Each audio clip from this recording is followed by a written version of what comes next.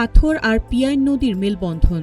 প্রকৃতির অপার সৌন্দর্যের টানে সাপ্তাহিক ছুটি কিংবা উৎসবে লাখো পর্যটকের পদচারণায় মুখর থাকে সিলেটের জাফলং।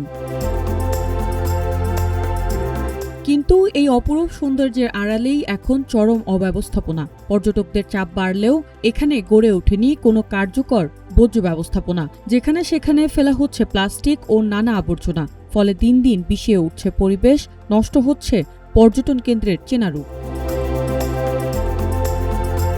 যত্রতত্র ময়লা আবর্জনার কারণে একদিকে যেমন ছড়াচ্ছে দুর্গন্ধ, অন্যদিকে চরম ভোগান্তিতে পড়ছেন ঘুরতে আসা দর্শনার্থী ও স্থানীয় বাসিন্দারা।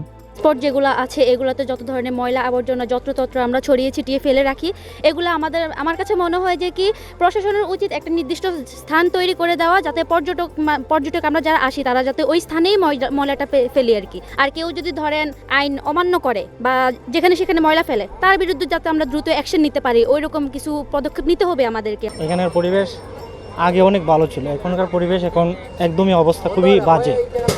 মানে এই অবস্থাতে আমরা আসলে যেমন আমরা স্বস্তিরা আশা করি এখন স্বস্তি পাচ্ছি না। এই দুর্গন্ধের কারণে আমাদের এই যে বিভিন্ন ধরনের সমস্যা। তো সুন্দর একটা জায়গা, কিন্তু এই যে আশেপাশে নোংরা জিনিস এগুলো না থাকলে ভালো হইতো, মানে পরিবেশটা আরো সুন্দর হইতো। জায়গাটা এত সুন্দর দেখার মতো, কিন্তু এই যে চারপাশে ময়লা নোংরা এগুলো দেখলে মানে ভালো লাগতেছে না দেখতে। জাফলং তো অনেক জনপ্রিয়তা একটা জায়গা, কিন্তু এই যে এত আবর্জনা এত ময়লা, এখানে আমরা দাঁড়াইতে পারতেছি না। একটু পরিষ্কার গোছল হলে আমাদের কাছে আরো ভালো লাগতো। অনেক সুন্দর জায়গাটা এটা, কিন্তু এই যে আশেপাশে ময়লাগুলো ছড়িয়ে আছে, এগুলো যদি একটু ফ্রেশ হতো, পরিষ্কার করা হতো, তাহলে পরিবেশটা আরো সুন্দর লাগতো। জায়গাটা যেমন একটা পরিবেশ করা দরকার, এগুলো সরকারের যদি উদ্যোগ নেয় আমরা করতে পারি। আমাদের উদ্যোগে তো হবে না, সরকার যদি উদ্যোগ নেয় একটা সুন্দরভাবে আমরা একটা করতে পারি, একটা পরিবেশ হয় স্থায়ীভাবে একটা জায়গা পাই আমরা পালাইতে পারি। এলাকাবাসীর দাবি, দ্রুত পরিকল্পিত বর্জ্য ব্যবস্থাপনা গড়ে তুললে রক্ষা পাবে জাফলং। অবশ্য বিষয়টির স্থায়ী সমাধানের আশ্বাস দিয়েছেন স্থানীয় উপজেলা নির্বাহী কর্মকর্তা।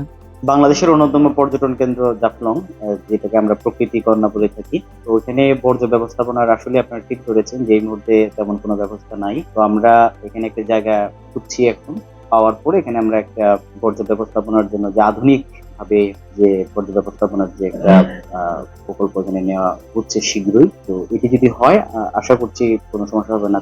প্রকৃতির এই লীলাভূমিকে বাঁচাতে শুধু প্রশাসন নয়, পর্যটকদেরও সচেতন হওয়া জরুরি, এমনটাই মনে করছেন সংশ্লিষ্টরা।